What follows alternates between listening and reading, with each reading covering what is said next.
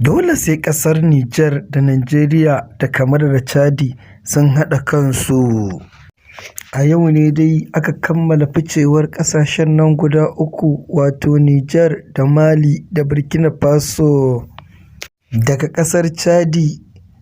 A yau ɗin nan aka kammala kwashe sojojin Faransa.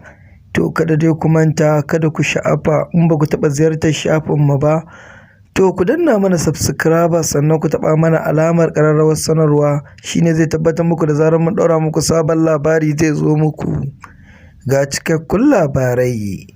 Gwamnatin jihar Difa wato Brigadier Janar Muhammad Ibrahim Bagadoma ya ce dole sai ƙasashen Nijeriya da Nijar da Kamaru da Chadi sun haɗa kansu idan ana so a kawo matsalar tsaro a yankin tafkin Chadi.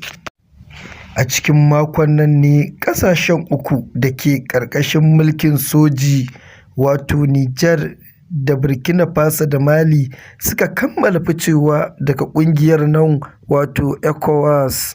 A hukumance bayan samun tsawon shekara guda ana taɓarza da ƙungiyar ta ECOWAS domin ganin sun shawo kan al'amarin. Shugaban ƙasar Chadi Muhammad Idris Deby ya yi maraba da kammala kwashe sojojin da ƙasar Faransa ta yi a cikin ƙasarsa, wanda haka ke kawo ƙarshen yarjejeniya da ƙasar Faransar da yankin Sahel ɗin mai fama da ta'addanci.